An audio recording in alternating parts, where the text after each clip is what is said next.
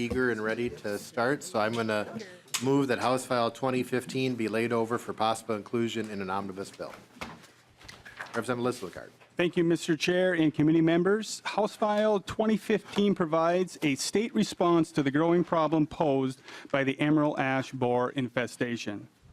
We have learned a great deal about what communities in Minnesota are currently facing and what all of us are going to face as the EAB expands its range across the state.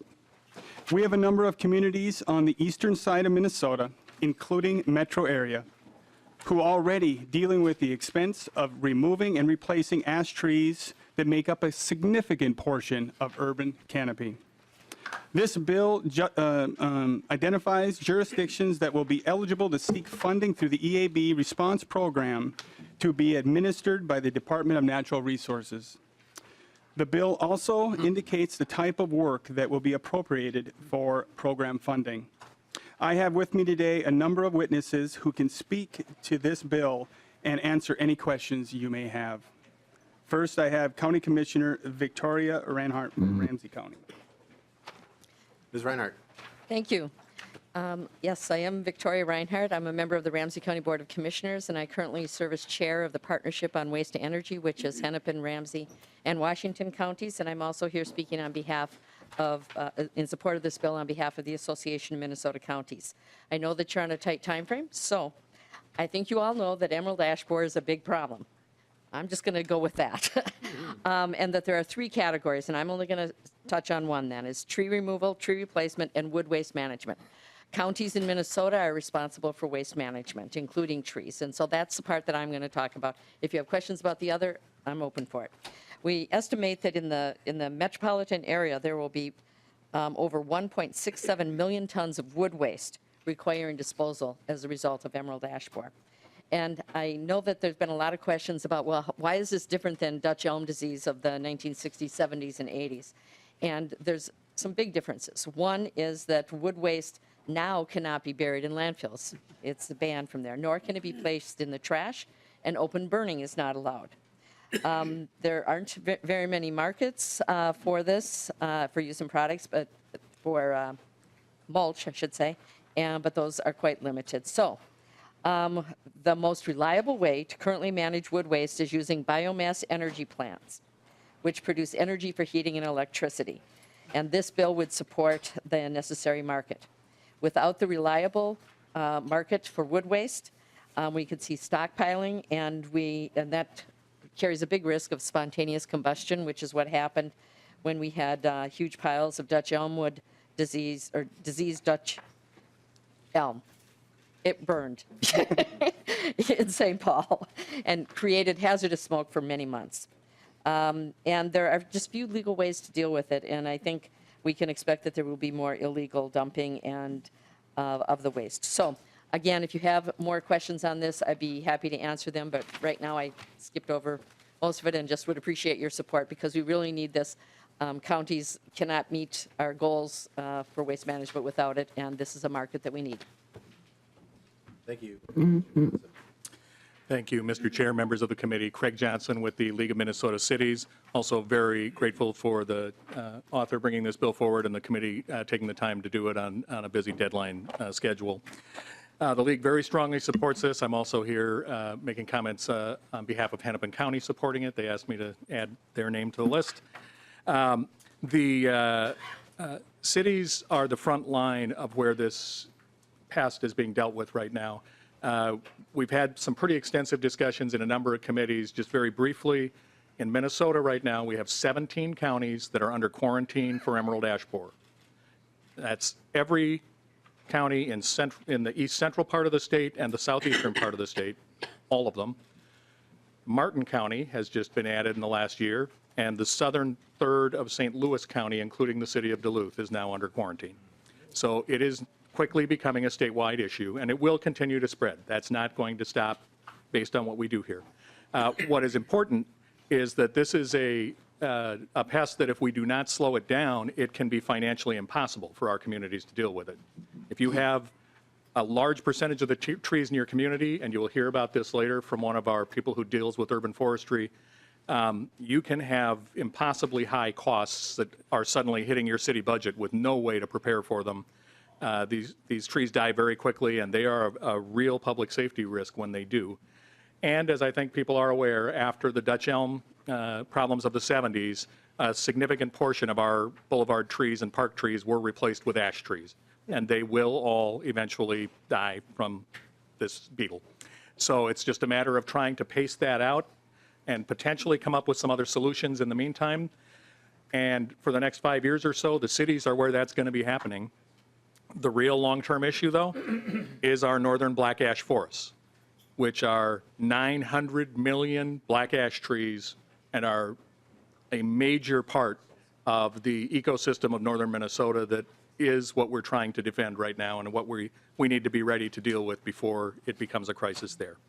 So that's why we bother doing this. That's why, even though it seems hopeless, it is something that we really do need to work on. Our cities are spending millions of dollars a year right now doing this on their own, and they're starting to fall behind. They can't keep up with the cost, and that's just dealing with the trees on public property without the ones that are on private land. So we need to deal with getting the inventory and planning done, getting the removal, replacement, and treatment of trees done where it's appropriate, and dealing with the disposal issues that the commissioner mentioned earlier. And we're going to need the state to be an active financial partner if we're going to pull this off. So we very much appreciate your attention to this, and thank you very much for the time. Happy to answer questions. Any questions for the two testifiers? We should have somebody. Representative Lislegard, you have a few more? We do. Forest Board, Bo could make it, so I have a different testifier. And she's eager to be here. You can introduce yourself. Thank you. As you can tell, I'm not Forrest Bowe. My name's Amy K. Kerber. I work for the DNR Division of Forestry. So I want to thank Representative Lislegard for bringing this forward. It's a very important topic. As you all know, the threat is real and it is serious. You heard, this committee heard testimony, I believe, about a month ago on informational testimony about this issue. And you learned there, and I'll just remind you that statewide we have 1 billion ash trees in Minnesota. We have the largest population or amount of ash of any state in the country. If we look at the community level, that means 1 in 5 of our community shade trees or trees in our communities are ash. Puts communities at the greatest risk, and they right now have the most immediate significant need. So we've heard from communities in this committee previously, and then the DNR has repeatedly heard over the last couple of years from our community partners that they need a couple of things. One of those is that they need to do tree inventories. Basically, they need to identify where their ash is and how much ash they have. They also need to develop ash management plans. And then they need the financial assistance to actually do these inventories, to make the plans and implement them. And implementing the plans means treating ash trees where appropriate, so preserving those trees for as long as makes sense for that community, removal and replanting. And then they also need sometimes technical assistance for doing this, as well as caring for the trees that they plant after those trees have been removed.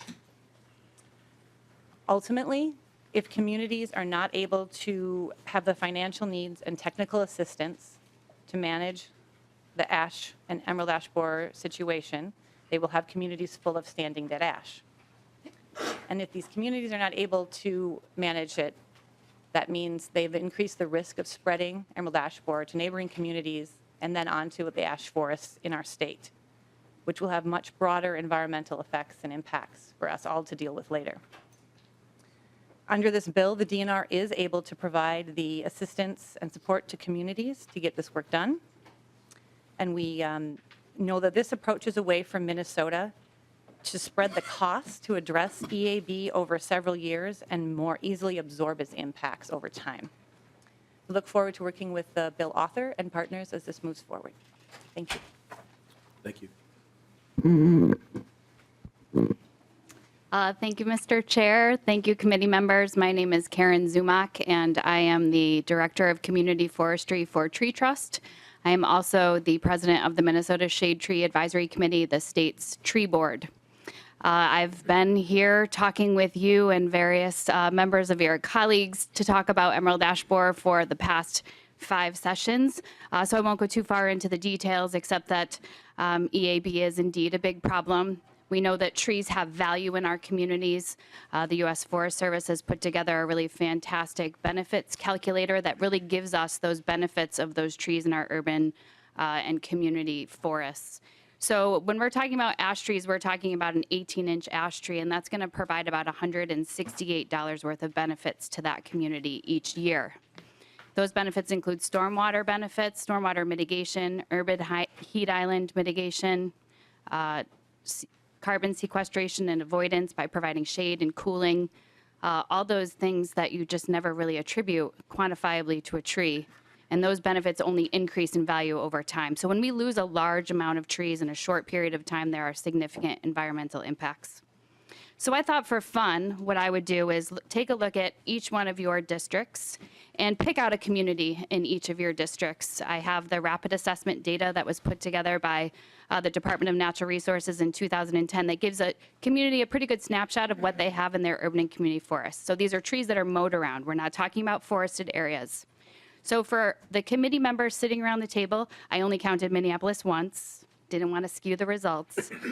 We're looking at nearly 300,000 trees, ash trees, in communities across each of your districts.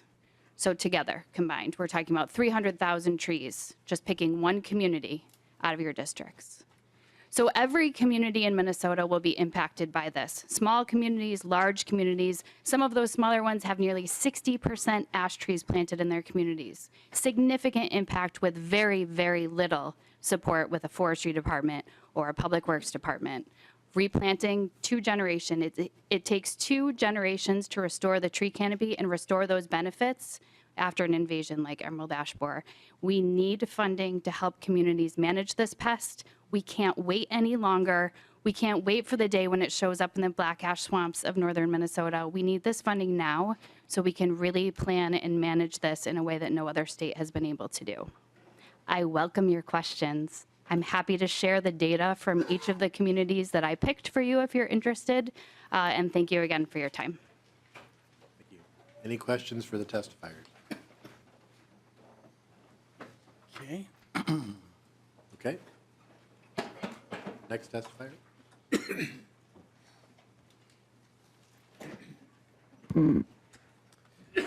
Mr. Chair and members of the committee, my name is Stephen Huser and I represent Metro Cities. Metro Cities supports House File 2015 and would like to thank Representative Lislegard for carrying it. Metro Cities policy supports state funding to cities to address the local costs created by the emerald ash borer infestation. Many communities in the metro area are faced with growing costs related to combating the EAB infestation, and state sources of funding are needed to address this issue. Thank you for the opportunity to express our support for House File 2015. Thank you. Any questions for the testifier? Is there anyone in the audience who would like to testify for or against the bill? Anyone in the audience? Representative Lislegard, any closing remarks? Just real briefly that I didn't know a whole lot about this issue until they gave that presentation in environment policy, and it really opened my eyes that this is a issue that is not going away and that we need to be fully engaged. So I think it's a good bill, and I think that it needs to move forward. And in short, a wise man once said, this is a really good bill and you should support it. Well, who's the wise man? That guy. Good advice. I will renew my motion that House File 2015 as amended, we didn't amend it, right? 2015 be laid over for possible inclusion in the omnibus bill. The bill is laid over. Thank you.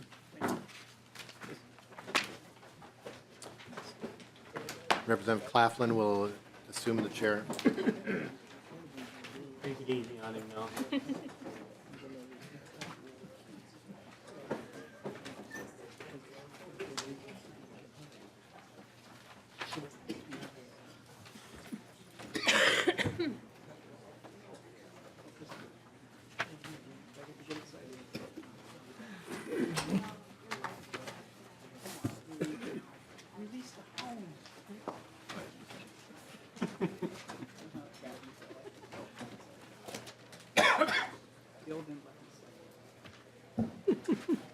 Chair Hansen, would you like to move your bill? Thank you, Madam Chair. I would move that House File 1928 be recommended to be re-referred to the Ways and Means Committee with a re-referral to the Legacy Finance Division.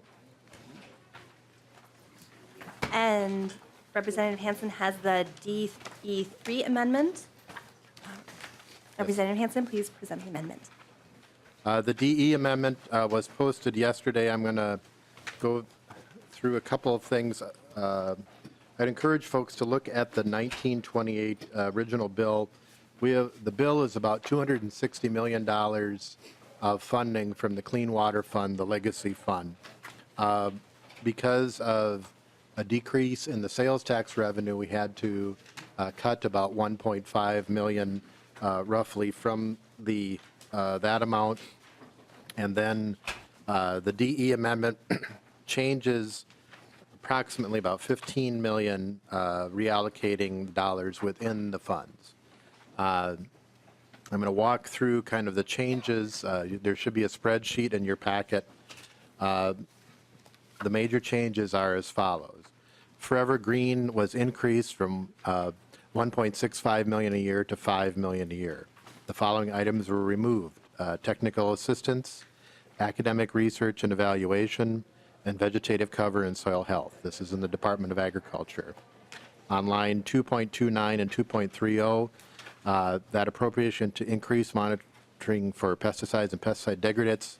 The DE3 amendment provides for monitoring for microplastics and nanoplastics. I want to note that we provide a definition in the bill for microplastics and nanoplastic. It also requires a report of this appropriation detailing the results of the monitoring and the assessment. On line 4.7, the Agricultural Water Quality Certification Program, the DE3 amendment requires a report detailing outcomes achieved by the program. On line 5.13, the appropriation for testing private wells for pesticides, the DE3 amendment also requires testing for microplastics and nanoplastics. So throughout the DE, there are increased monitoring for microplastics and nanoplastics after the report that we heard approximately 2 weeks ago about increased plastics in our environment. There are no changes to the Public Facilities Authority. On the Pollution Control Agency, the groundwater assessment was increased from 1.182 million a year to 1.5 million a year, and also requires assessing for microplastics and nanoplastics. The appropriation for completing the statewide assessment of surface water quality was reduced 1.2 million for the second year. The following items were removed: accelerated implementation of MS4 permit requirements, 450,000, and a public information campaign. We require a report back to the legislature on outcomes associated with enhanced inspections and SSTS. On line 9.4, we add language clarifying the grants for upgrading water softener units are for public facilities. On line 9.13 through 9.27, there's the language defining microplastics and nanoplastics and requires the MPC to develop protocols for testing such. Minnesota Department of Natural Resources. The Forest for the Future was increased by $250,000 per year, requiring the Forest for the Future to be in the Mississippi Headwater watershed for water quality while preparing for climate change. The following item was removed in the Department of Natural Resources: color infrared imagery analysis, $650K. On line 10.4, for the Lake Index of Biological Integrity assessments, requiring assessments for microplastics and nanoplastics, and at least 50% of the assessments must be conducted in the metro area and in Rochester or Duluth.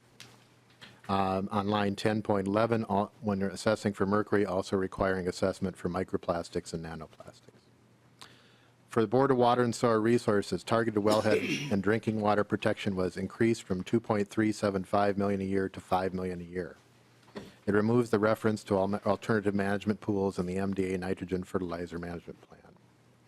The DEE3 also increases the appropriation for the technical evaluation panel to conduct at least 10 restoration evaluations by $32,000. The conservation, drainage, and management assistance was removed. Tillage and erosion transects were cut from 425 a year to 213 a year. 12.5 million in FY20 for the conservation reserve enhancement was removed. The second year of 7.5 million and the second year appropriation remains. On subdivision R on line 16.21, making changes that the appropriations for Bowser are available until June 30th, 2024. Removes language allowing grants to be extended if the admin department determines a longer duration is in the best needs of the state.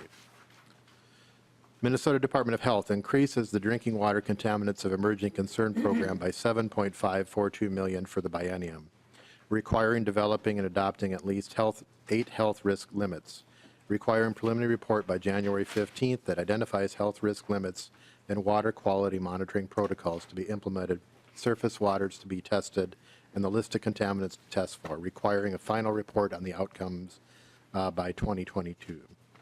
The DE3 amendment also increases private well water supply protection by $150K a year and adding microplastics and nanoplastics.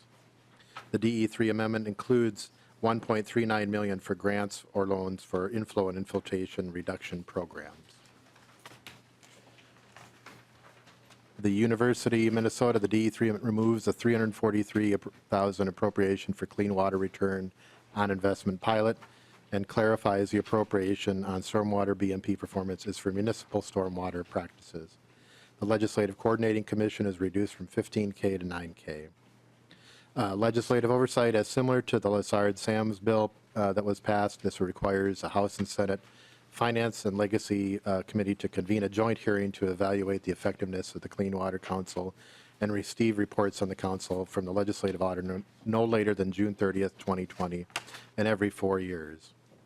On line 21.5, a technical amendment I'd like to incorporate, I think, has to be Clean Water Fund, not the Outdoor Heritage Fund. Is that right, Ms. Taylor? Madam Chair, members, yeah, it should be Clean Water Fund instead of the Outdoor Heritage Fund. So I'd like to incorporate that into the DE3 amendment. Article 2 contains provision from Representative Fisher's House File 875, which updates and modifies the state's Clean Water Legacy Act and related provisions, which was heard in Environment and Natural Resources Policy and the Water Division. The fiscal note notes $175,000 savings from the Clean Water Fund to Bowser for the biennium. So by including the Article 2 and sending that to Representative Lilly's committee, then that $175,000 savings can be booked to the Clean Water Fund. So in general, what we did is the DE amendment adds for sampling for microplastics and nanoplastics in surface water and groundwater.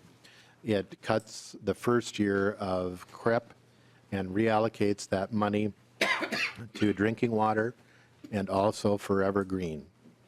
There are some other changes that I could go into detail that I referenced of the rationale why some of those were made, but that is the DE3 amendment, and I would move it with the incorporated change for the Clean Water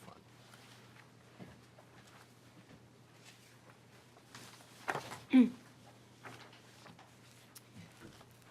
Are there questions from the members? Heinzman, Representative Heinzman. Thank you, Madam Chair.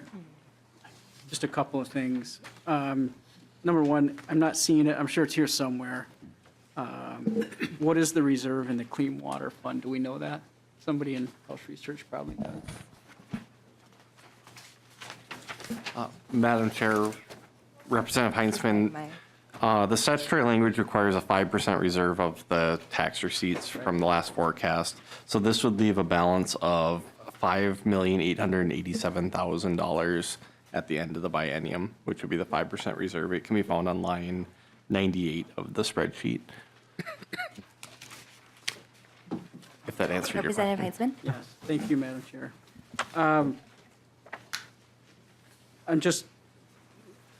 I know we're making a few changes here, and I'm assuming there's been some communication with the agencies affected, and we don't need them to pile in, but just confirm, please, to Mr. Chair, that there's been some communication with those folks. Chair Hansen. Thank you, Madam Chair and Representative Heinzman. Yes, there has been communication with the agencies. I talked over the weekend with the Commissioner of DNR, the Executive Director of the Board of Water and Sewer Resources. I talked with the Pollution Control Agency Commissioner, and I played telephone tag with the Commissioner of Agriculture by text and by phone.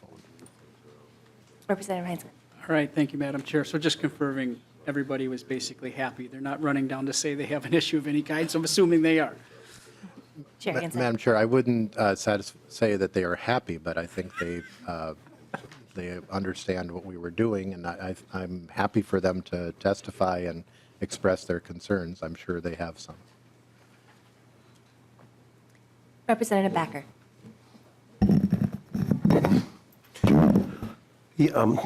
Madam Chair and Chair, you talked about being in touch with the agencies and so forth.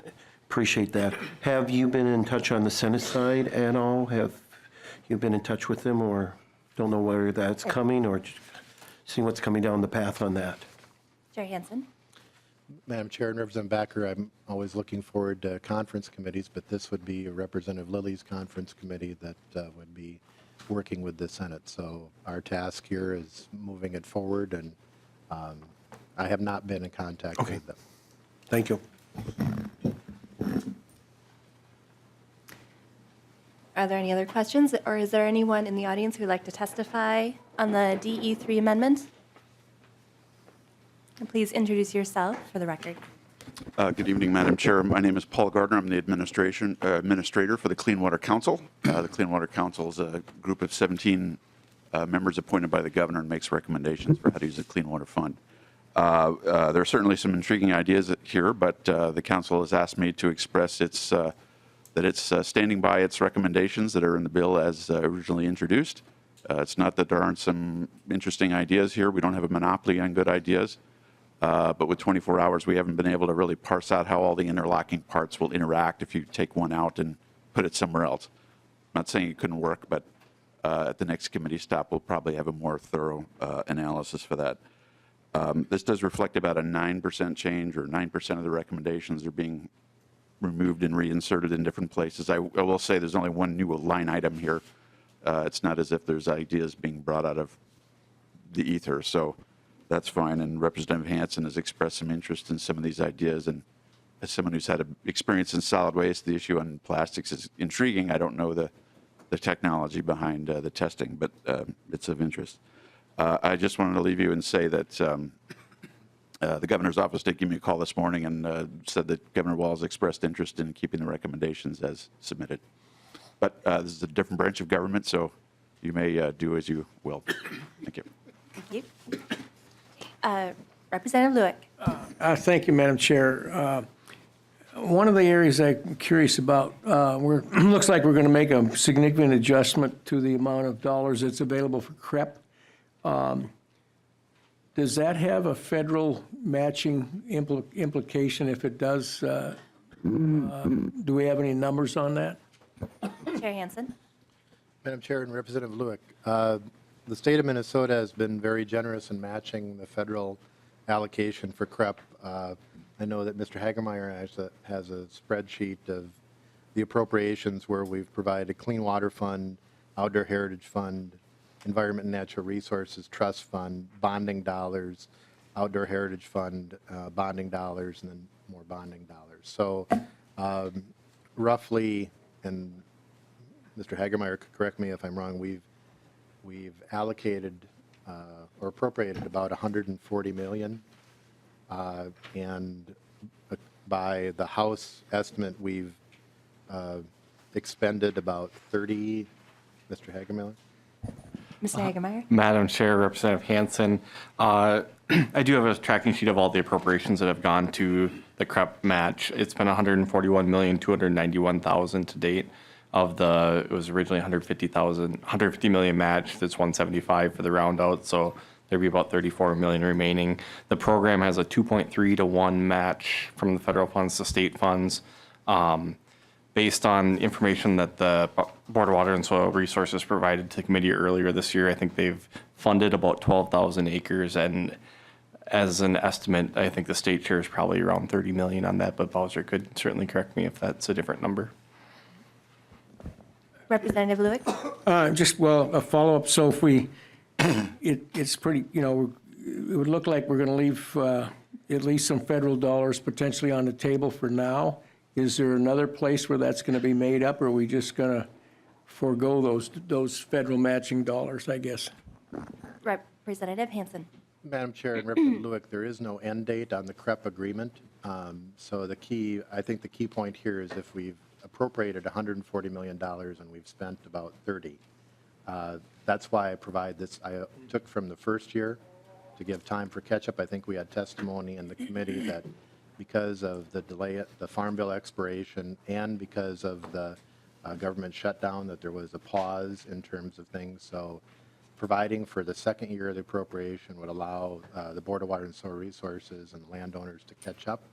And there is not the potential, in my understanding, because there is no cap of like this must be met by January 1st of 2020, that we have the time to either do this with clean water, outdoor heritage, or bonding. And we just, with the appropriation, the GO bond correction that occurred, that was 10 million more that just was appropriated in the last 2 weeks. Representative Lewick. Just, I'm never comfortable that the federal government's going to continue on as is, and so, I mean, it would, they could take a sharp turn one direction or the other real quick, and, but at any rate, well, thank you, I appreciate that explanation. Chair Hansen, any comments? I think there's another testifier. And Representative Backer had a question as well. Yeah, and then one more question, or two more questions here. I represent a huge area of agriculture, Madam Chair and Chair. What is the reasoning behind line 5 and line 6, the depletion of that to 0 on your author amendment there, Chair? Chair Hansen. Representative Backer, are you on the DE? I am. If you look on, I'm on our spreadsheet, Clean Water. If you're looking over to number 5, technical assistance, the Clean Water Council recommendation had 1.6, 1.6, 3.2, and we have dashes, dashes, dashes. And then academic research, because I do know that research has played an important role in keeping clean water. We also scratched that out on the author amendment, and that's line 6 there, Chair. Chair Hansen. Madam Chair, and so I think, members, if you look at the actual bill, it would be on page 3.21, the 1.625 the first year and 1.625 the second year. So within the ag world, we're providing the money to Forever Green and targeting the Forever Green to work on drinking water projects as well as the research. The 1.625 the first year says for technical assistance, research and demonstration projects on proper implementation of best management practices, and more precise information on non-point contributions to impaired waters for grants to support on-farm demonstration of agricultural practices. So these are demonstration projects and assessment and research versus doing the research for Forever Green and implementing those practices through the Forever Green program. On line 3.30, the 6.663 thousand is for the second year to research to quantify and reduce agricultural contributions to the impaired waters and for developing and evaluating BMPs to protect and restore water resources. So we have developed a lot of BMPs.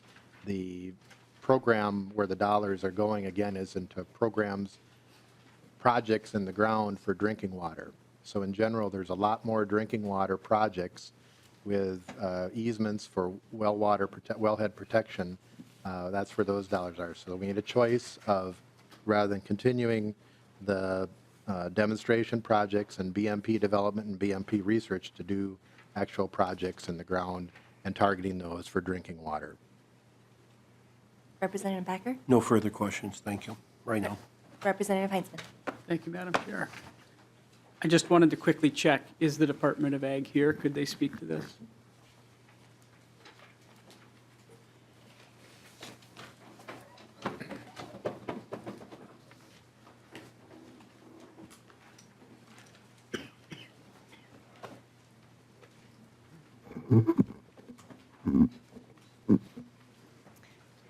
Thank you. Please introduce yourself for the record. And Chair, Representative Heinzman, did you have a specific question for them? Thank you, Madam Chair. So I'm assuming no agency's going to say, no, we can't use the money, but just in case, I'd like to better understand where 6.7 million would be potentially going with the Forever Green program and how you guys are geared up or not geared up to do that. So, thank you, Madam Chair. My name is Susan Stokes. I serve as Assistant Commissioner at the Minnesota Department of Agriculture. And I'm going to ask our Assistant Division Director, Dan Stoddard, to answer the question specifically about the program. But what I would say is similar to what Mr. Gardner said, which is we've had 24 hours notice. And we are happy to work with the author on this. But as of right now, we would want to stay with the governor's recommendations and the governor's budget. But Mr. Stoddard can explain a little bit more about the two programs if you'd like to respond on that. Madam Chair, my name is Dan Stoddard. I'm Assistant Director of the Pesticide and Fertilizer Management Division. And as Assistant Commissioner Stokes said, I think we need a little bit of time to digest the changes. In general, we had requested an increase of $100,000 in Forever Green for implementation on the ground, and I think the recommendation now is $2.5 million. And then we did lose, or the proposal does delete our funding for two different areas, research and technical assistance.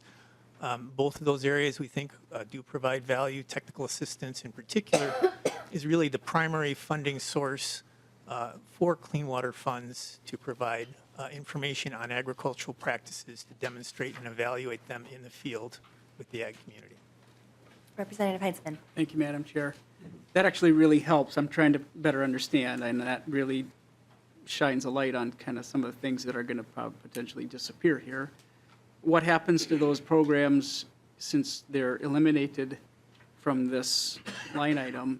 Do those programs just completely cease to exist? Are there other funding mechanisms available? What happens to all those involved? Mr. Stoddard? Madam Chair, most of those programs appear like they will not exist anymore. Most of the funding for those demonstration projects is through the Clean Water Funds. We do have a lot of partnerships through these, so there might be some opportunity for partners to pick up some of those activities, but a great deal of the funding is through Clean Water funding. Representative Heinzman. Thank you, Madam Chair. Follow up. So just to be clear, those partnerships potentially could go forward, or whether there are going to be folks that are left kind of high and dry? Mr. Chair, or Madam Chair, I guess we need to look at this a little closer to really understand the implications. Representative Backer. You're talking about these. Could you give us some examples of some of these partnerships that may go away and vanish? Mr. Stoddard. I'm sorry, Chair. Madam Chair, Representative, technical assistance funds a number of activities that we use. Two primary things that we do is that we work with the ag community to demonstrate best management practices and other practices. And we also do extensive edge-of-field monitoring, which is a pretty high-tech thing where we actually have hydrologists install monitoring systems at fields across the state so that we can evaluate the actual impacts from different practices. That information then is used in field days. We have farmers come out. We work frequently in cooperation with a local unit of government or with Discovery Farms. They're farmer-led work groups. And then we look at the practices. They can actually see the benefit of the practice, and it's really a wonderful opportunity to learn about what the practice does. And then we also have, as an outcome from that, very accurate information on what that practice will do in the environment. So that information is really hard to get, and we would use that information in modeling. The data is provided to other agencies, and they use the information to make sure that the assumptions that go in to the watershed restoration and protection strategies, or the One Watershed, One Plan strategies, is based on real-world data in Minnesota in different parts of the state. So we think the information and the effort is important and useful. Representative Backer. Yeah, Madam Chair, thank you. And I've been at a few of those, so I would agree with you that practices are changed, and I'm concerned that we're zeroing that out in this. My next question that I have is on the academic research. What would be an example of a program or two that will disappear with it not being funded by Clean Water, potentially? I know you don't have a crystal ball. Mr. Stoddard. Madam Chair, Representative, so Each year, we come up with a new request for proposals. Those change. We have an interagency advisory team that makes suggestions. What academic research does, it provides accurate information on new and emerging practices and fills information gaps. So it's going to be a little different each year, but the information that we've generated through academic research has been really foundational for a lot of the impaired waters efforts in the state. For example, we've developed an Ag BMP handbook, which identifies the benefits of different practices. That handbook now is kind of the standard that's used in every impaired waters study to evaluate practices. One of the things that we're proposing is to do the same kind of handbook for groundwater. We also fund the Clay County Ag Drainage Site. So there's 7 different replicated assessments of ag drainage up in Clay County. So we have accurate information on the benefits and the environmental impacts of drainage in the Red River Valley. So I think there's a lot of good work that's been done through academic research. Representative Backer? Madam Chair, thank you. And I appreciate you sharing that because that is a concern. I would ask that the governor's office would do what they can to keep those because we know that roughly 20% of our state's income is from agriculture, and that makes a huge impact on our environment. So I appreciate what you're sharing and would ask that the governor's office would fight for those programs through clean water. So thank you. If there are no other questions, and there was another testifier. Chair Hansen, you had a comment? Madam Chair, and just I would encourage folks to look in their packet. There's an actual definition from the Constitution, and the Constitution says that if you've got a chance to take a look at it, 33% of the receipts shall be deposited in the Clean Water Fund and may be spent only to protect, enhance, and restore water quality in lakes, rivers, and streams, and to protect groundwater from degradation. At least 5% of the Clean Water Fund must be spent only to protect drinking water sources. So that's at least, not a cap. I would encourage folks to look at the constitutional language. And for the next testifier, please state your name for the record. Thank you, Madam Chair. Chris Elverum with the Minnesota Department of Health, and I'm here also representing the 6 state agencies and Met Council who receive the Clean Water Funds. And similar to what Mr. Gardner and Commissioner Stokes said, we haven't had a lot of time to assess this. There are some significant changes, and the original bill was developed through a collaborative process with the Clean Water Council and the agencies still continue to support the governor's recommendations. However, as they said, there's some good ideas in here, and we'd be happy to work with the author to try to accommodate some of those and still maintain our programs that have been developed over many years. Thank you. Are there questions for this testifier? Is there anyone else in the audience who would like to testify for or against the bill or the amendment?